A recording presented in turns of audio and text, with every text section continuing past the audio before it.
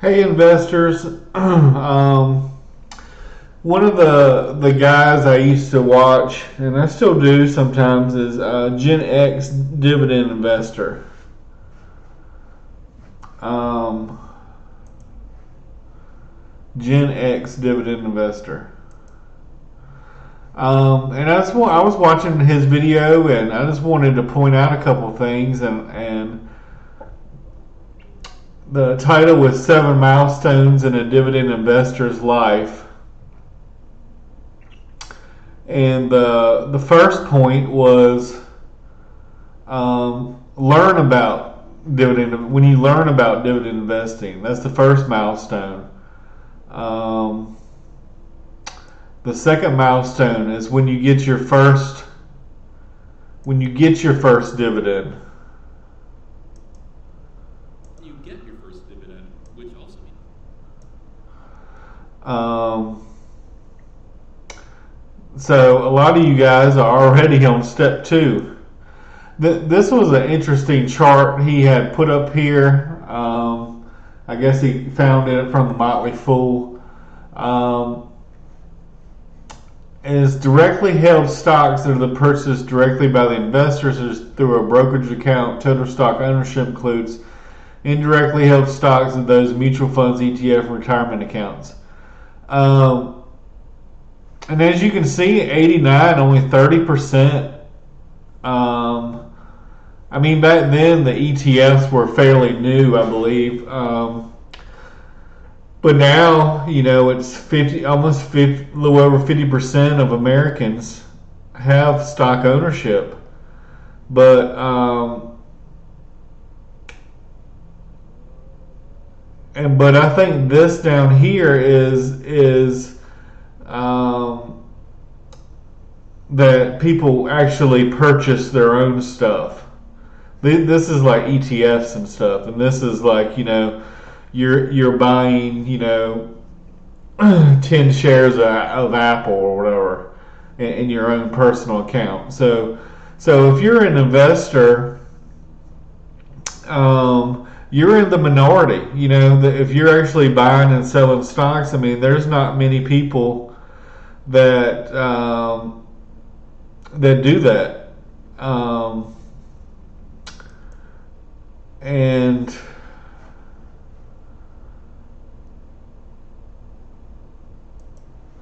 I got mad respect for this guy because he was offered $100,000 just to have to sponsor a video, not a video, but an ad on his page, and he turned it down. So I got mad respect for this guy because of that. I mean, he's in a different financial position than I'm in, so I don't think I would turn down that kind of money. But um, this is U.S. stock ownership by subgroup. Annual household income 100,000 or more, 84%. 75 to 99, 80%.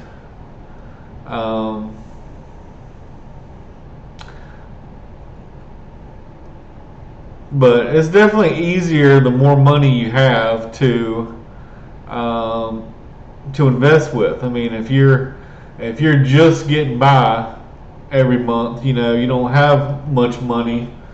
And then with inflation happening these last couple of years and them increasing the money supply 40%, it hurts the poor people the most. And it really doesn't affect those that own financial assets that are wealthy already. But when gas goes from $2 to $3.40, I mean, if you were just getting by month to month, I mean that hurts. And when you used to be able to get a hamburger for $6, and now it's 20. Even at fast food places, you're paying $20 for a meal. And then on top of that, the you're paying 15 or 20% higher for rent or mortgage. That's tough. But this says 10 countries with the highest medium income. And in the U.S., I mean, it's 60,000 is the average in the U.S. So I'm not really sure how they calculated this. But this is basically taking into account all currencies. And this is showing that U.S. The median is only 20,000.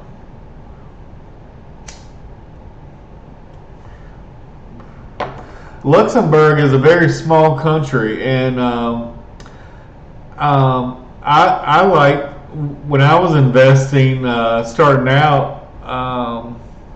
When I started out, even not even 2 years ago, I was looking in Luxembourg. And the reason Luxembourg is I want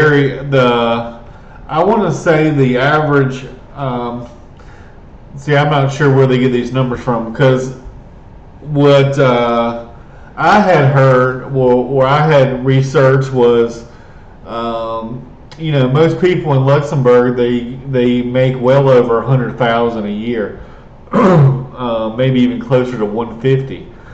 But the thing about Luxembourg is it's a very small country, and they don't have a military. Here in the U.S., we spend a lot of money on military, and we have bases all over the world. And they rely on the NATO countries and stuff for their protection. But if we spend $2 or $3 trillion a year on military, that's a lot of money that they can that they can build their economy up with. And you have Arab Emirates, they're a big oil country. What Norway had done was very smart, and not that long ago, Norway was like broke. But what they had done was they have a lot of I'm not sure of natural gas, but I know definitely oil rights in that area. And basically similar to Alaska, like if you live in Alaska in the U.S., you get a check every year for like $10,000 from the oil revenue. So they had done something similar to that in Norway, and because oil fluctuates, they did not put all their eggs in one basket, and they diversified, and they had an oil fund, but they also would buy different asset classes in that fund, and that fund basically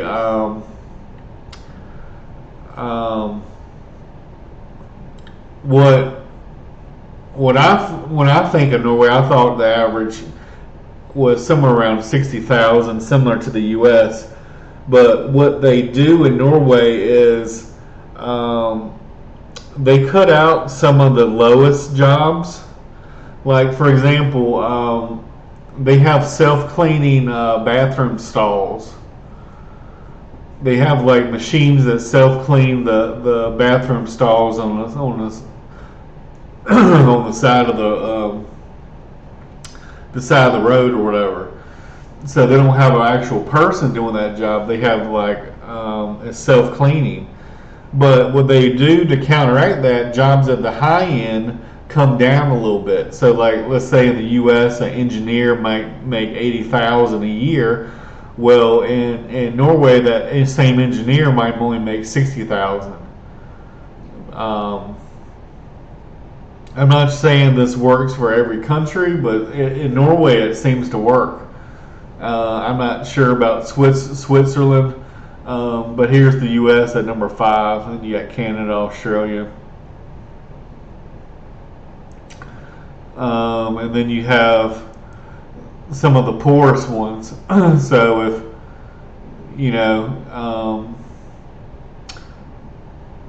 and even these might be too high. Um, but $300-400 a year for a whole year.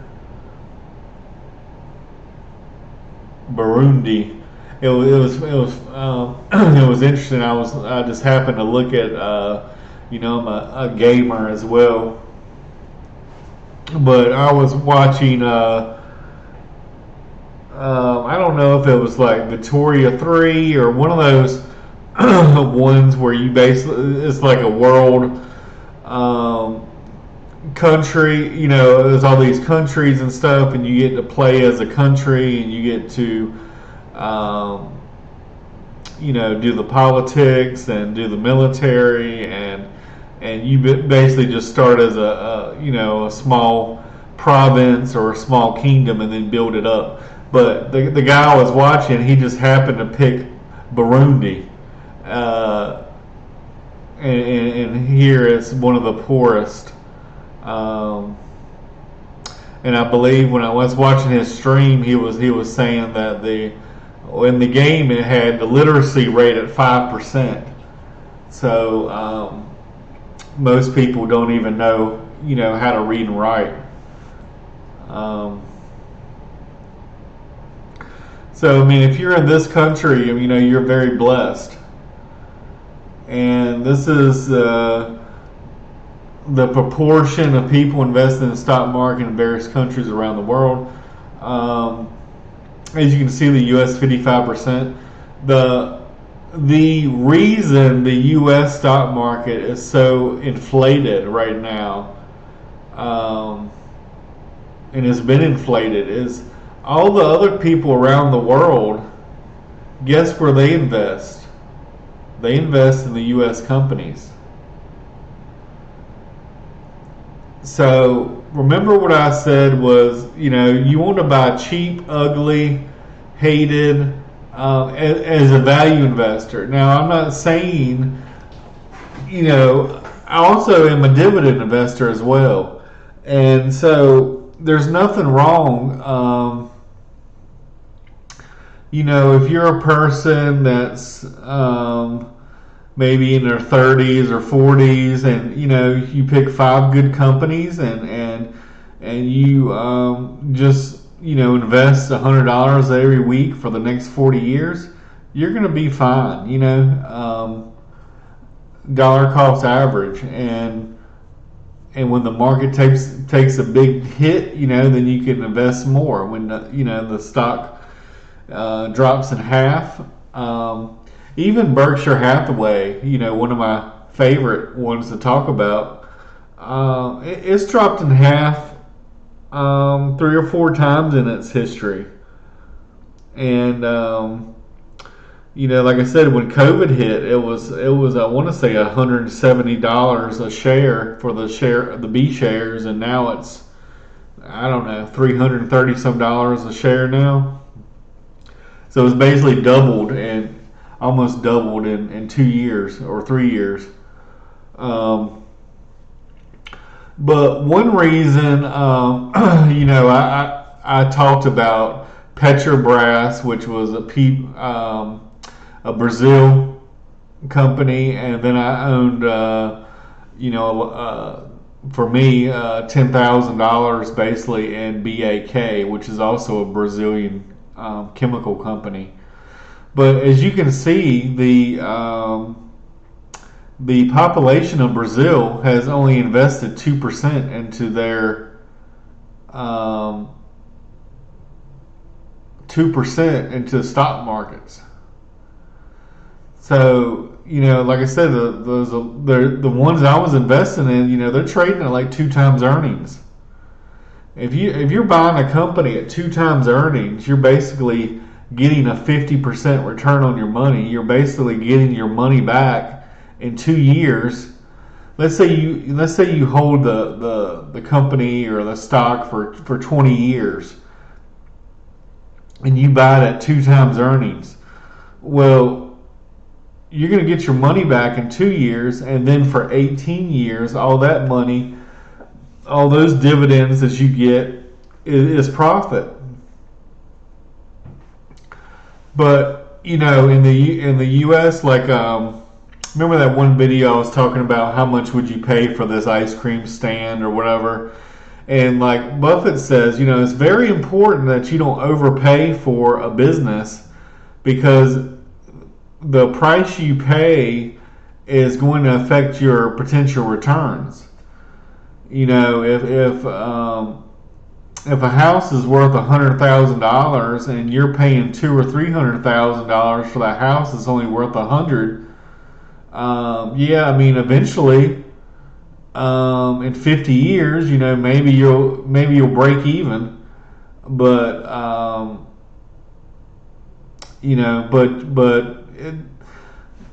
that affects your return dramatically. So you don't want to overpay. And when I see companies in the U.S. trading at 30 and 40 times earnings, and the average has been 15, and the average return has been about 7 or so percent on a 15 PE.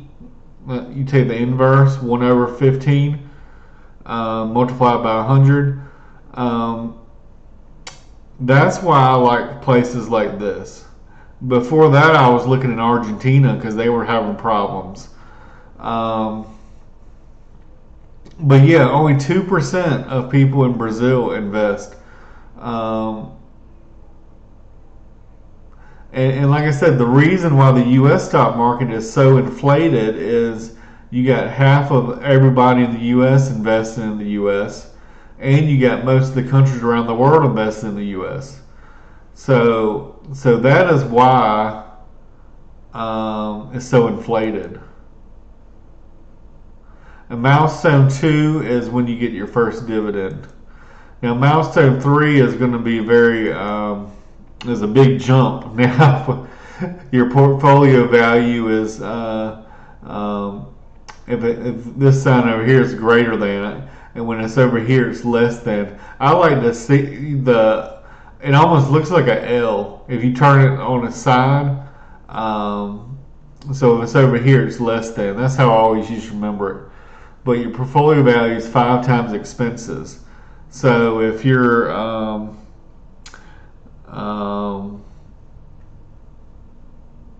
that's a lot. Let's say your expenses are $50,000 a year. You need a $2.5 million portfolio.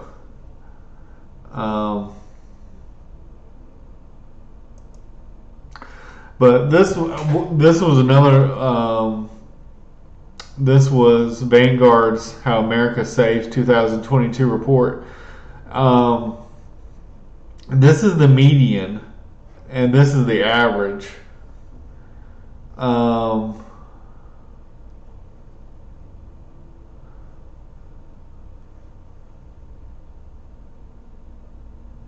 really don't like the way they have the average, because to me the median is is almost like the same as the average. But there's like so many people. You might have, let's say you got 100 people, and out of those 100 people, maybe 5% are super savers, super investors, and they save 70 or 80% of their income. They eat beans and rice every day. They don't go on vacations. They don't smoke. They don't drink. They grow a garden in their backyard. Maybe they chop their own firewood. They don't spend very much money. And then you have maybe 20% that don't work at all, that just live off the government, that don't.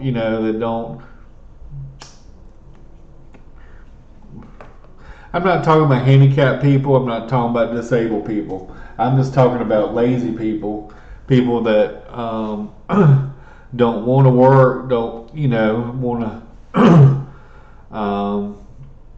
want everything handed to them, and they're able to work. They're just not going to. So then you have the average person that They work hard every day. They go to work, whether it's McDonald's or whether it's um, working at Microsoft, and they work 9 to 5 or 8 to 5, and and they maybe they're just a teacher or engineer. Like I said, most millionaires in this country are teachers and engineers. They save 15% of their income. They invest in the stock market, and in 40 years, wham, you're a millionaire. Um, but as you can see here, the problem in America with retirement is at 65. Social Security is only $30,000 a year. Like I said, the average American spends 50,000 a year income, but yet in Social Security is only going to be 30,000. So there's a $20,000 shortfall.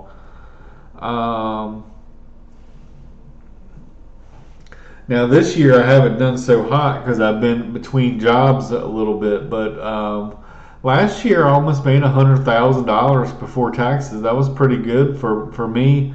For and I'm a little upset at myself. I didn't save more. I mean, out of 100,000, I mean, I easily could have saved 40,000 of that probably if I really tried, and if I tried a little bit harder. But here at 65 years old, these people don't even have 100,000 saved up, and this is supposed to be the nest egg you live on for the rest of your life. You know. When social, I think I've covered this before, but a lot of people don't know this, but the average black male, when they invented Social Security, the average black male died at 65. You had six people working for every one person taken out, or 8 people working for every one person that was taken out. Now you got 6 people taken and only one person working, and now the average age people live to 78, 83. Some people even live to be in their hundreds, 120. I think the Bible says that a human lifespan is 120 or 125 years.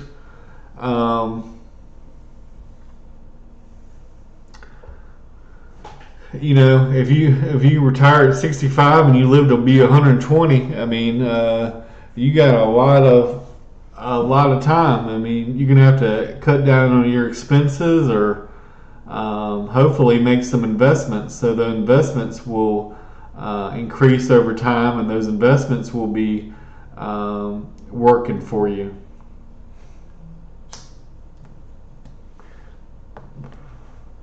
But even $280,000 is not very much. I mean, when they invented this 401k, I mean basically the premise was you would have at least 400,000 to retire on. That's why it's called the 401k, or at least in my understanding. Maybe I'm mistaken on that, but the whole reason it's called the 401k is that you wanted at least $500,000 to retire on. But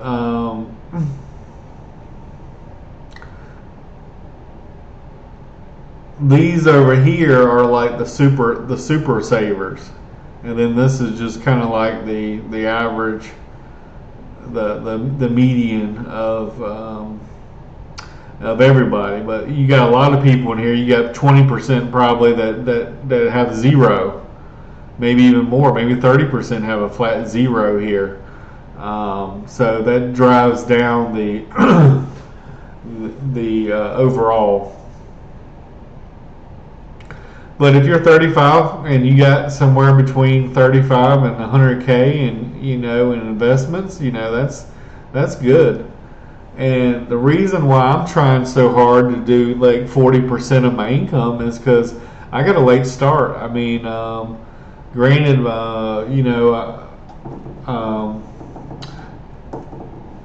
my parents were not super wealthy, but they were definitely upper middle class. And even if I don't even save a penny, just from inheritance or something, should be well over this number down here. But that doesn't mean that that I shouldn't save and invest, because hey, I may not get a penny. They might leave it all to the church, or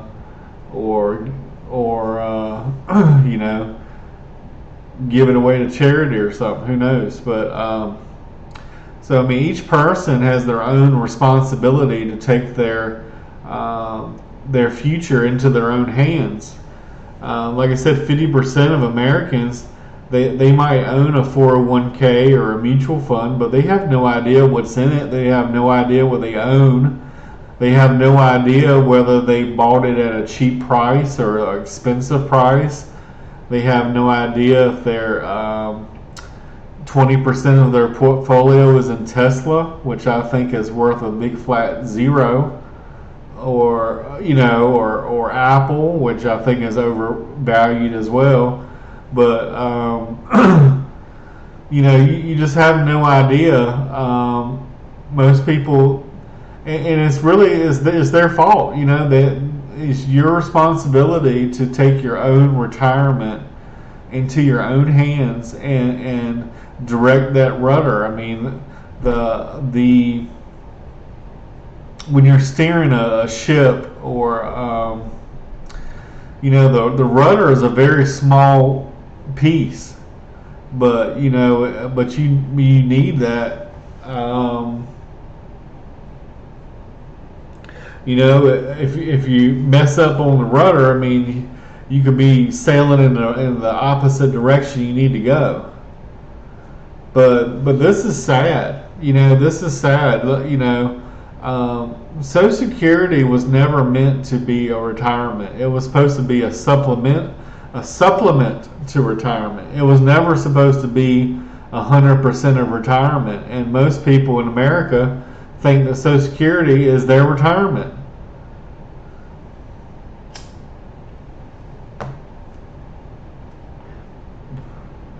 And you have to be able to work a certain amount of hours or years to even get your full Social Security. I mean, if you don't work at all and you think you're just going to get a full Social Security benefits, you're not. You get. I'm sorry, I'm getting off on tangents here.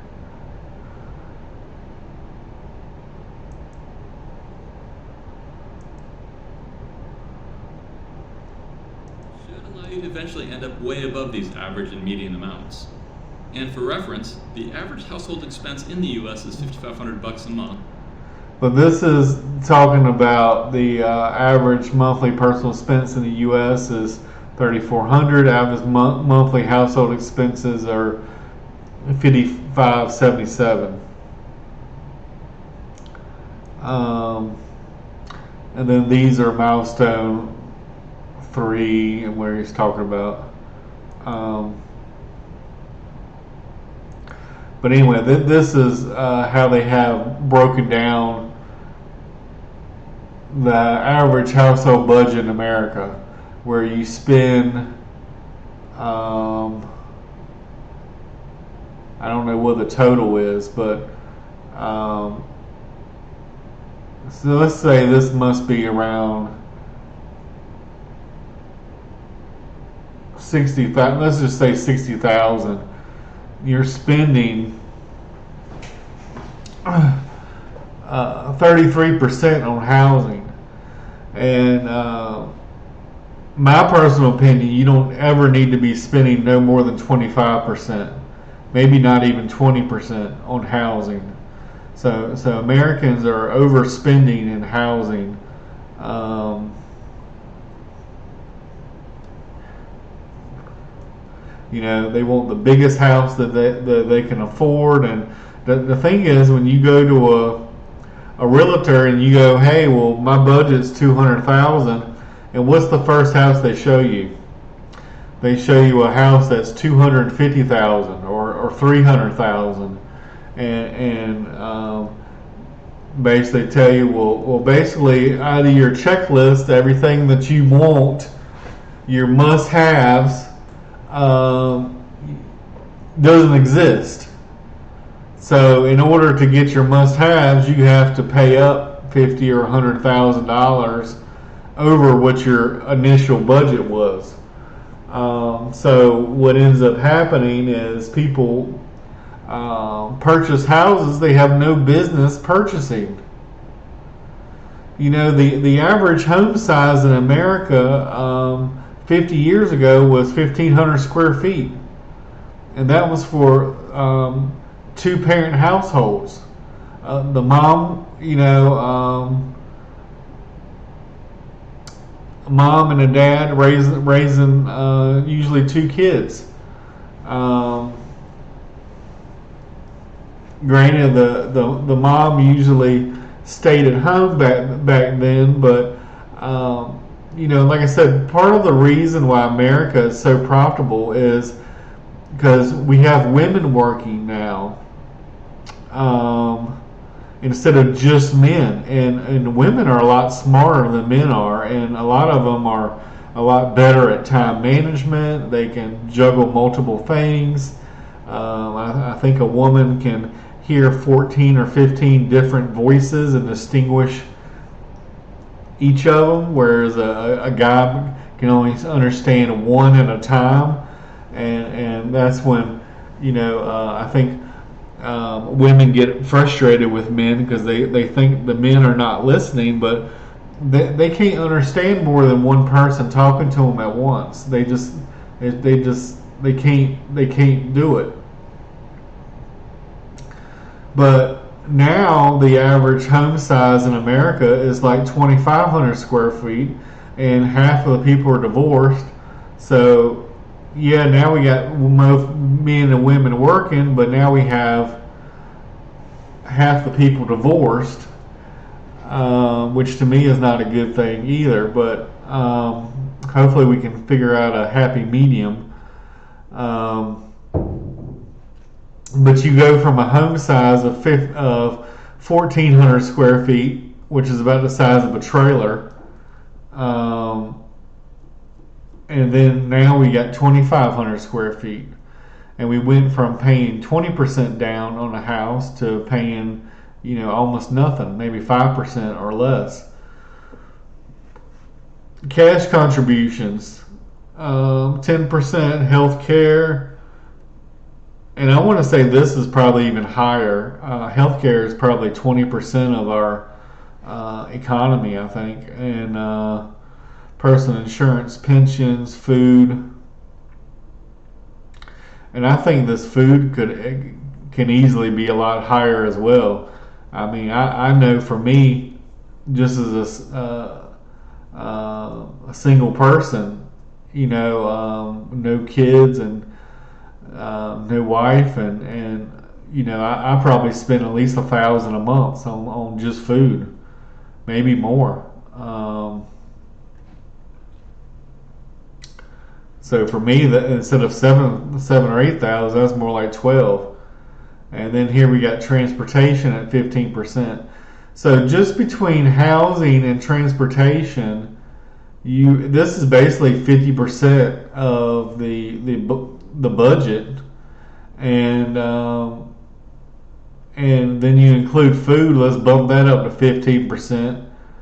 I mean, just these three things alone is basically 60% of the budget, and so when you look at it like this, saving 40% of your income, like I try to do, it looks almost damn impossible. So I pay I save on housing, but I'm renting right now, so I don't have a home. I'm not, eventually I would like be a homeowner, but right now, I can invest an extra $1,000 a month just by not paying the expensive housing payments. I mean, I have a lot of friends I know. They pay 1,500, 2,500, 3,000. Just for a mortgage. That's a lot of money every month for just for housing.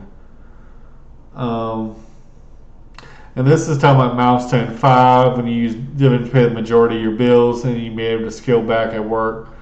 15 times expenses. Dividend income is paid 75% of your expenses. Um, and this says Gen Z economic outlook is bleak. Um,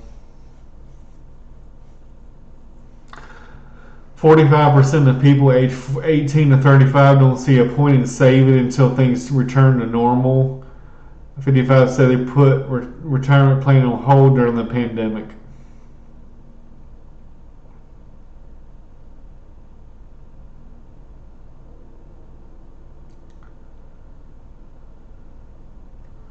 And people are banking on Social Security, and Social Security may not even be there. It's supposed to go bankrupt in 7 years. They say it will still be there, but who knows? That you still might get $2,000 a month, but by then, McDonald's hamburger might be $50.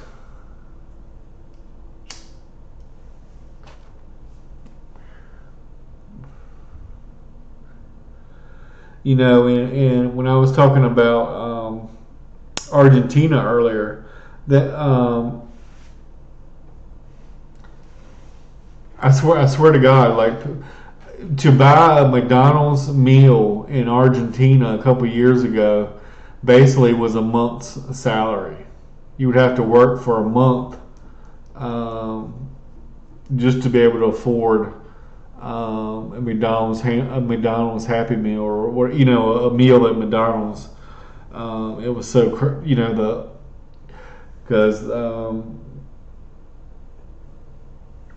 but like I said, that's why I wanted to invest back then in Argentina. Was things were looking bad. That's where you can make the money at, when there's blood in the streets. Everybody's panicking.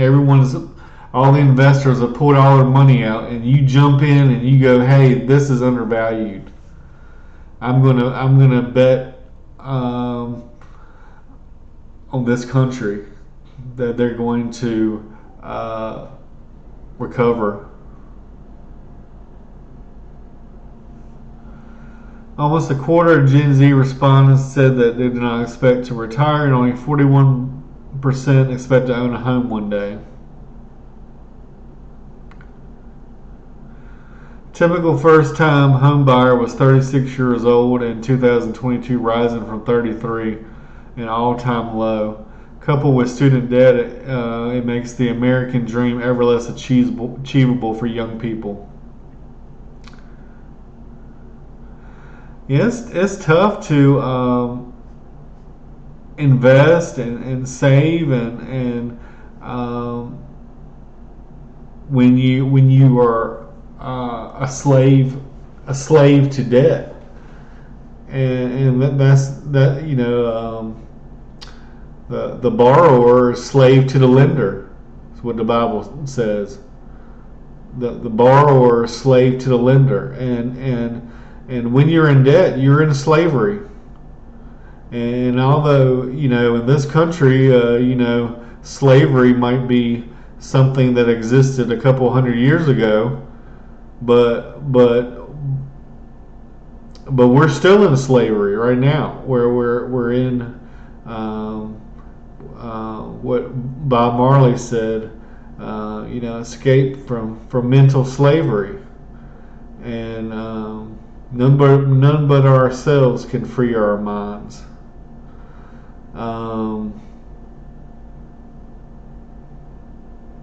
You got to get out of debt. You got to get out of debt, and then once you're out of debt, and you don't, you can invest and you don't have to. I used to spend 40 hours a week, literally researching companies. At least 40 hours, maybe more. And then maybe even more on top of that, studying and reading stuff and learning as much as I could. But for the average person, if you invest in a good company, or a great company, a good business, you don't have to micromanage it. You don't have to watch and see, oh, well, what do they do this week, or what do they do today? Is the stock up today? Is the stock up tomorrow? If you are a business owner, if you actually own the whole business, you don't look and say, oh, well, is my business up today or down today? It will drive you crazy, because if let's say you own a business that's worth, say, $250 billion, and you look every day and see if the stock is up or down, or that would drive you crazy. Hey, I lost $5 billion this morning. I lost $10 billion this morning. I lost $20 billion this morning. That would drive you crazy. If you're a business owner, you almost never look and see what's happening, as far as the day-to-day, because that would drive you crazy. You would be a nervous wreck. Oh, I woke up this morning. Damn, I've lost $5 billion since 8 o'clock, and it's only 9 o'clock. I've lost $5 billion in an hour. It would drive you crazy. So if you invest in a good business, like I said, when Warren Buffett started, he started with cigar butts, which is basically what I was looking for, was the cigar butts, the ones that they were old and dirty and nasty and ugly, but they had one good puff left in them. And you get that one good puff, and you get out of it. And but as his wealth grew, his universe of stocks that he could invest in also dwindled, and his ideas also dwindled, because instead of 5,000 businesses to invest in, you're down to Berkshire Hathaway is the 11th biggest, is like the top 10 biggest company in America, maybe even top 7. So when you're that big, the amount of businesses that you can invest in might be 100, might be 50. And you're looking at those 100 or 50 businesses every day and hoping one of them drops in half, and then so you can make an investment in one of those great businesses, one of those great companies.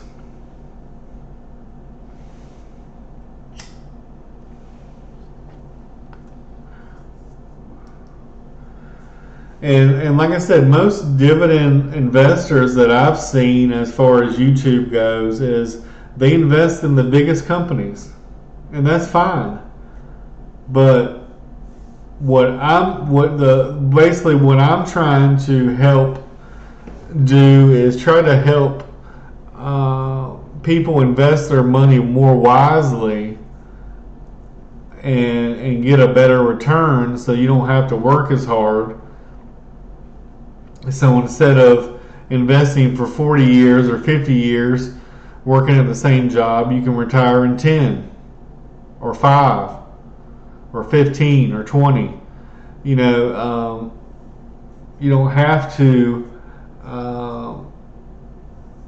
work the same job for 40 years and save 15% a year. If you're saving 40%, you could be retired in 5 to 10 years if you're or maybe not 40%, maybe 70%. But but the one investment I told you I made a couple years ago that went up 30x. If you're getting 30 times your money, I mean, 5,000 turns into 150,000. You basically pass those people that are in their 65-year-olds that have less than 100,000 to retire. In 1 year. So it's possible. I mean, who would have thought that, when someone invested in Amazon at $3, that one day that their stock would be $3,000.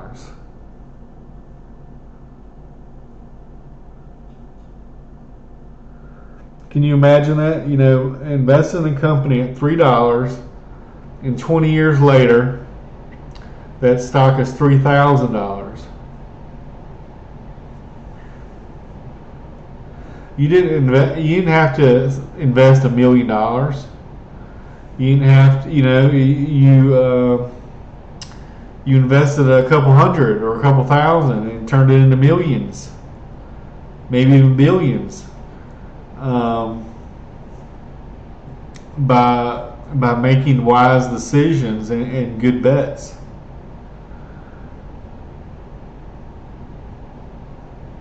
Michael Burry, who was one of the guys who had predicted the financial crisis or the housing market crisis, and had bet against the housing market, made himself a fortune. And he's one of the guys I pay attention to when he makes moves, because he's been screaming for a year that the market's overvalued, that it's going to crash and it's going to be bad. But one thing that he had bought recently in one of his last filings were, a lot of people don't realize the banks in this country almost went bankrupt. The whole financial system almost collapsed again, even though we were told that our banks are stronger than ever. They were underwater in real estate. They were underwater in big time as far as bonds go, because they bought all these bonds when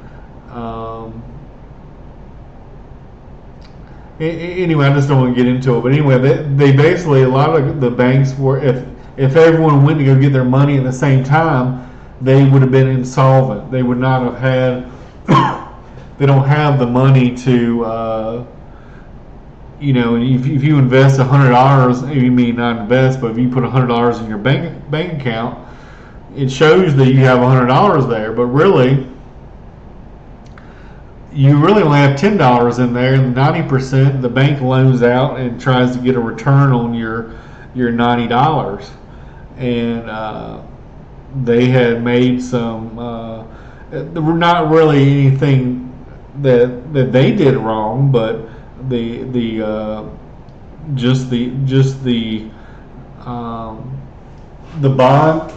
way bonds work and interest rates, and basically a 30-year mortgage went from 2% to 7% in a very rapid period of time, And so for banks, they would rather have the 7% mortgage because they're going to make a lot more money on 7% than they would on 2. So the 2% mortgages are worth less than the 7% mortgages. And let's say you bought a government bond that was yielding, a half a percentage point or something, and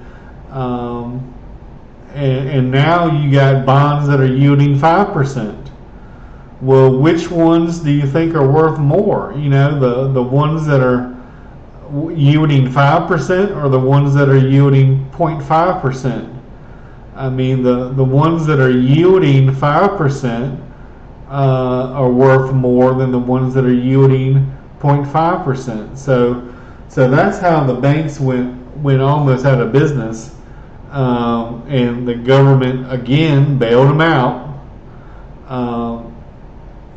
I think sometimes you just need stuff to fail, and the government should not be in the position of picking winners and losers.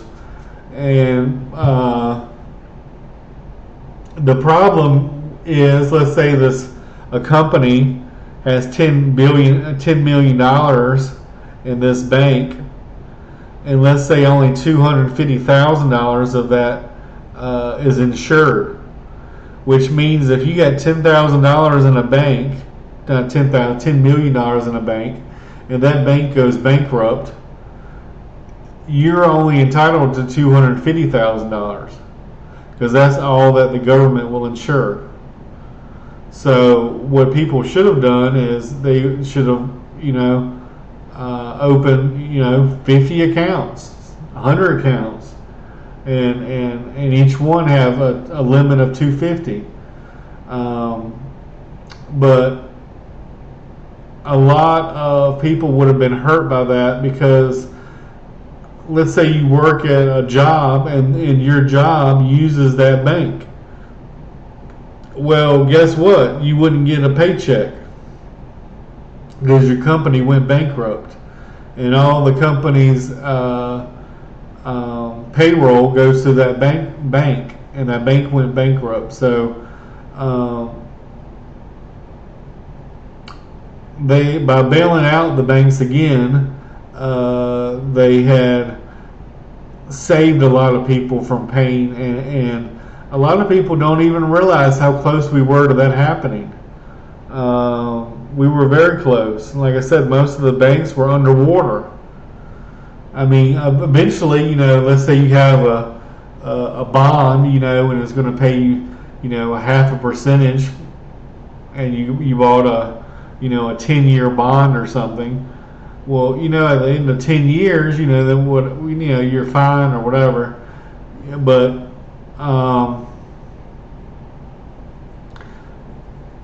But like I said, if everyone wanted their money all at once, a lot of the banks were probably some of them were underwater more than what their market cap was. But anyway, Michael Burry had made some purchases. Some of his banks were down 30 to 60%, and he thought that some of them were oversold, and so he bought a basket of those. Now, some of them still might go to zero. Some of them might go to zero. But if you buy a basket of them, you buy 10 or 15 of these stocks that are down 30 to 60%. I mean, there's a good chance that you're going to be right on a few of them. And if they go up a lot, you don't need to be right on everything. I mean, if you get a 10 bagger, which is 10 times your money, you could pick 10 companies, and you could be wrong on 9 of them and still break even, still not lose any money. And if you even just get two right, you're doing really well, or 3 right out of 10. So that's the beauty of the stock market. And most of the time, 2/3 of the time, companies usually tend to go up. You know, so anyway, this was like I said, this is one guy I love to watch. Another guy I like to watch sometimes is this Carlson guy. Entrepreneurs, leaders, and executives, I got a message for you. I want to invite you to meet me, Patrick Bet-David. There's a lot of different guys I Everyone would watch. love to have a But this is like an M1, what it looks like to have an M1 portfolio, and he goes in a lot of detail and stuff, and